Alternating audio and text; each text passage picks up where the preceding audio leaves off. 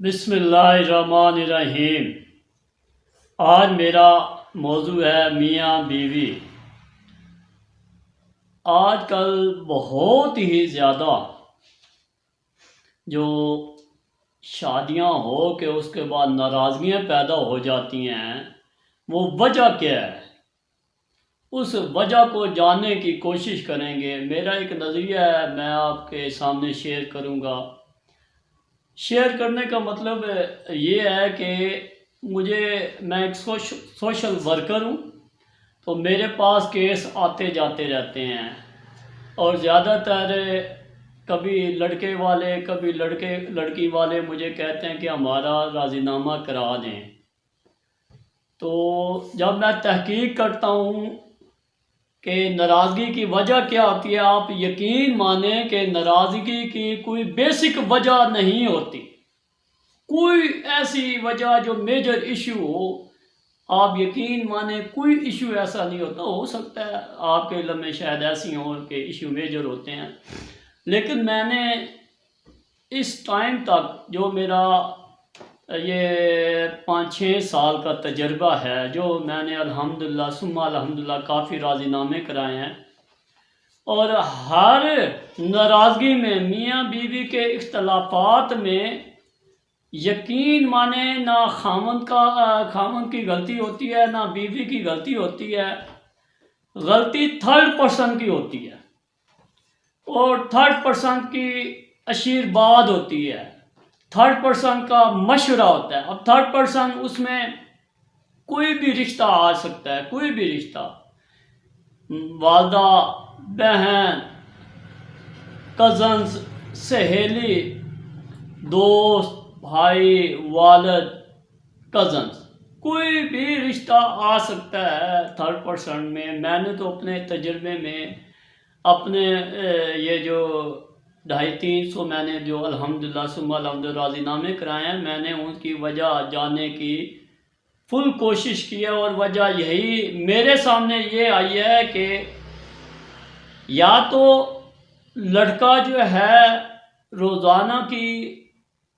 روزانہ کے معمول کے مطابق کسی نہ کسی ایسے رشتے سے 2.5 سے 3 گھنٹے باتیں کرتا ہو موبائل پہ یا آمنے سامنے، یا لڑکی موبائل پہ یا آمنے سامنے کسی بھی رشتے سے، کسی بھی ماں سے یا بہن سے یا کزن سے یا سہیلی سے، کسی بھی رشتے سے روزانہ کے معمول کے مطابق 2.5 سے 3 گھنٹے اگر اس ایک شخص سے بات کرتی ہو یا کرتا ہو، تو آپ یقین مانیں کہ میاں بیوی کے اختلاف ہو جاتے ہیں، اور اس وجہ سے ہوتے ہیں۔ وہ جو کال ہو رہی ہوتی ہے، وہ 2.5-3 گھنٹے جو یہ باتیں ہوتی ہیں، کیوں؟ اس میں زیادہ تر لڑکیاں ناراض ہوتی ہیں، جی لڑکیوں کی ناراضگی ہوتی ہے، اور لڑکیوں کو یہ جو موبائل پہ یا ویسے باتیں کرنے والی ہوتی ہیں نا، وہ اپنے مشورے دیتی ہیں، تجربہ اور مشورے دیتی ہیں کہ آپ اپنے خامند کے ساتھ، آپ اپنے شوہر کے ساتھ ایسا کرو گی تو ایسا ہو جائے گا، ایسا کرو گی تو ایسا ہو جائے گا، وہ سیدھا ہو جائے گا، وہ رن مرید ہو جائے گا، وہ آپ کے علاوہ کسی کی بات نہیں سنے گا۔ آپ جو کہو گی وہ، اگر میرے مشورے پہ عمل کیا تو آپ اپنے شوہر کو جو کہو گی وہ کرے گا۔ وہاں سے ہی اختلاف شروع ہو جاتا ہے، کیونکہ ہر جگہ ایسا خامند نہیں ملتا جیسے وہ سمجھتی ہے کہ میرا جیسے شوہر ہے۔ تو لڑکی اس اپنے سہیلی کے یا والدہ یا بہن یا کزن کے مشورے پہ عمل کرتی ہے، تو وہ اختلاف کا باعث بن جاتا ہے، وہ باتیں اختلاف کے باعث بن جاتی ہیں، جس سے آہستہ آہستہ دراڑیں پیدا ہو جاتی ہیں، اور یہ بعض اوقات تو طلاق تک، اللہ استغفر اللہ، طلاق تک نوبت چلی جاتی ہے۔ یہ میری بہنیں، میری بچیاں کوشش کیا کریں کہ آپ اپنے روزانہ کے معمول میں کوئی ایسا رشتہ دار نہ لے آئیں جس سے آپ 2.5 سے 3 گھنٹے لگاتار باتیں کریں یا مشورہ لیں۔ اگر یہ کریں گی تو آپ کے اور میاں بیوی کے درمیان میں آپ کے دراڑ پیدا ہو جائے گی، اور وہ ناراضگی پھر خدا نخواستہ آپ کا گھر برباد ہو جائے گا۔ اچھا، صرف دو گھر برباد نہیں ہوتے خدا نخواستہ، یا دو گھر آباد نہیں ہوتے، یہ دو خاندانوں میں دراڑ پیدا ہو جاتی ہے، دو خاندان جو ہے نا وہ برباد ہوتے ہیں۔ اور اگر ان کے بچے ہوں تو وہ تو یار بہت ہی ظلم ہے، بہت ہی زیادہ ظلم ہے، کیونکہ ماں باپ دونوں کے بغیر بچے نہیں پال سکتے، نہیں پرورش ہو سکتی۔ ہاں، اللہ تعالیٰ اٹھا لے وہ علیحدہ بات ہے، لیکن اختلافات کی وجہ سے آپ یقین مانیں کہ بچوں کو آپ یا والدہ کی یا والد کی محبت سے محروم کر دیتے ہیں، احساس کمتری کا شکار ہو جاتے ہیں وہ بچے۔ ایسا کبھی نہ کریں۔ بڑوں کا قول ہے کہ دنیا کا غلیظ ترین شخص وہ ہے جو میاں بیوی کے درمیان میں دراڑ پیدا کرے، دراڑ۔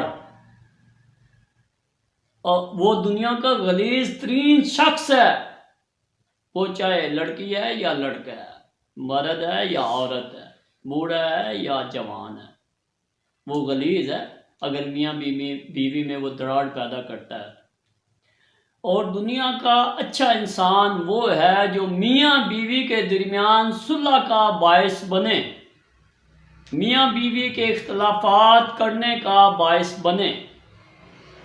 دعا کرنی چاہیے کہ اللہ تعالی ہمیں اچھا انسان بنائے، جس سے ہم دو انسانوں میں، دو گھرانوں میں،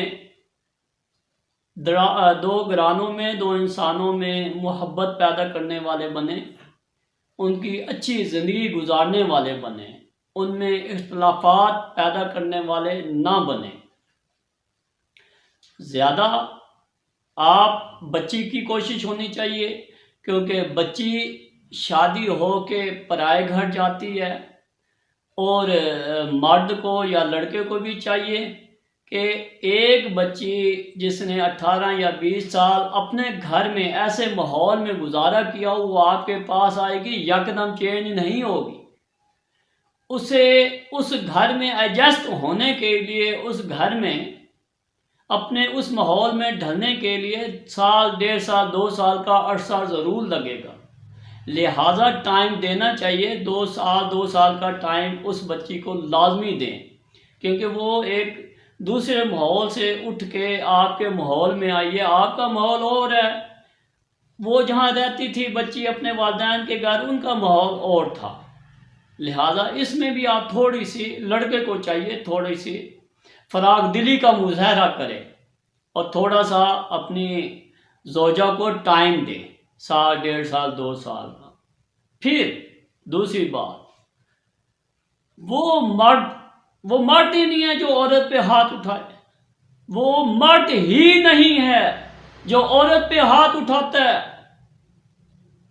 تھپڑ مارتا ہے، سوٹیاں مارتا ہے، ڈنڈے مارتا ہے، وہ مرد نہیں ہے۔ دین نے بتا دیا ہے کہ اگر آپ کو غصہ آتا ہے آپ نے کیا کرنا ہے، دین نے تو بتایا ہوا ہے۔ سب سے پہلے آپ خاموشی اختیار کر لیں، گھنٹہ، 2 گھنٹے، 4 گھنٹے، جس کی غلطی ہو اس سے بولنا چھوڑ دیں، اپنی بیوی سے یا بیوی خامد سے 4-5 گھنٹے، 2 گھنٹے بولنا چھوڑ دیں، خاموشی اختیار کر لیں۔ یہ سب سے بہترین اور پہلا طریقہ کار ہے۔ اگر اس سے بھی باز نہ آئے تو اس ناراضگی کو 1-2 دن لے لے، لیکن گھر سے نہ جائے، نہ نکالا جائے۔ نہ لڑکا اپنی بیوی کو گھر سے نکالے، نہ لڑکی اس گھر سے جائے، گھر سے نہ نکلیں۔ کیوں؟ جہاں شادی ہو کے جایا جاتا ہے، لڑکی کا اصل گھر وہی ہے، مطلب شوہر والا گھر اصل گھر ہے۔ نکاح کے بعد لڑکی کا گھر شوہر والا ہے، نہ کہ اس کے والدین کا۔ والدین والا وہ گھر اس کا اصل نہیں رہا، وہ والدین کے گھر یا بہن بھائیوں کے گھر جائے، مہمان بن کے جائے، اور جو شوہر والا گھر ہے چاہے وہ کرائے کا ہے یا اپنا ذاتی ہے، اس گھر کو اپنا ذاتی گھر سمجھ کے اپنی زندگی گزارے۔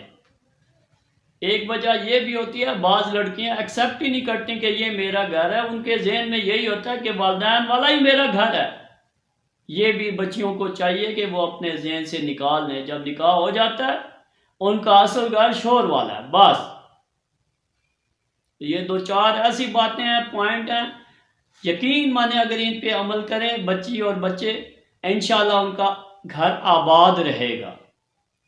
اللہ تعالیٰ تمام بچیوں کا، تمام بچوں کا گھر آباد رکھے۔ اللہ تعالیٰ آپ کا، ہم سب کا حامی و ناصر ہو۔